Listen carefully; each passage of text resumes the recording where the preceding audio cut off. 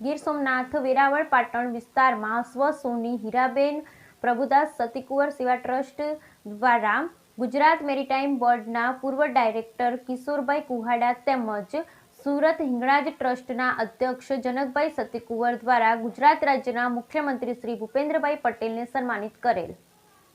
સોમનાથના સ્વ પૂનમબેન સોની, સ્વ અરવિંદભાઈ પ્રભુદાસભાઈ સતીકુંવર પ્રેરિત સ્વ સોની હીરાબેન સતીકુંવર ટ્રસ્ટને સમર્થન મુખ્યમંત્રી શ્રી ભૂપેન્દ્રભાઈ પટેલે સેવા કાર્યને બિરદાવી પ્રોત્સાહન આપ્યું। કિશોરભાઈ મોહનભાઈ કુહાડાના સહયોગથી મુખ્યમંત્રીને ભાવભેર સન્માનિત કરેલ। સાલ મોમેન્ટ પુષ્પગુચ્છ આપી હર્ષભેર સન્માનિત કરેલ।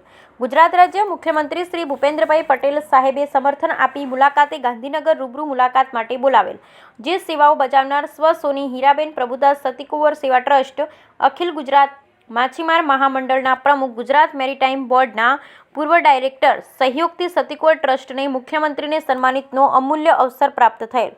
જેમાં સ્વ સોની હીરાબેન પ્રભુદાસ સતીકુંવર સેવા ટ્રસ્ટ, ગુજરાત મેરીટાઈમ બોર્ડના ભૂતપૂર્વ ડાયરેક્ટર અને નગરપાલિકા ભૂતપૂર્વ પ્રમુખ શ્રી કિશોરભાઈ મોહનભાઈ કુહાડા, સુરત સમસ્ત પરજીયા પટની સોની જયમાં હિંગળાજ ટ્રસ્ટના અધ્યક્ષ શ્રી જનકભાઈ બી સતીકુંવર, અખિલ ગુજરાત માછીમાર મહામંડળ, ગુજરાત મેરીટાઈમ બોર્ડના ડાયરેક્ટર કિશોરભાઈ મોહનભાઈ કુહાડા તેમજ સોની દિલીપકુમાર વસંતરાય, સોની ગીતાબેન દિલીપભાઈ વાળા, પ્રમુખ સોની યોગેશભાઈ પ્રભુદાસભાઈ સતીકુંવર ટ્રસ્ટ શ્રી સીમાબેન ભટ્ટાચાર્ય, શ્રી લક્ષ્મીબેન હરનીશ ઉજ્જવલ, ભારત ન્યૂઝ સંપાદક વિશાલભાઈ રમેશસિંહ સહિત સોની શ્લોક હરનીશ દ્વારા સોમનાથ મહાદેવ સ્મૃતિ ચિહ્નો ભોટો સાલ મોમેન્ટો આપી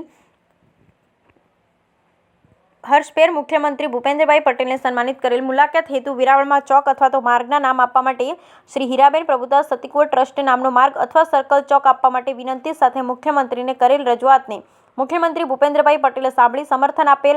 યોગ્ય ભલામણ માટે સુરતમાં પરજીયા પટની સોની જ્ઞાતિને વાડી માટે 99 વર્ષની રેન્જ પર જગ્યા ફાળવા માટે અપીલ કરેલ। જેમાં મુખ્યમંત્રી ભૂપેન્દ્રભાઈ પટેલે ખૂબ સુંદર રીતે અમારી વાત સાંભળી પૂરેપૂરી મદદ કરવા આશ્વાસન આપ્યું। બ્યુરો રિપોર્ટ સોની યોગેશ પ્રભુદાસ સતીકુંવર વેરાવળ।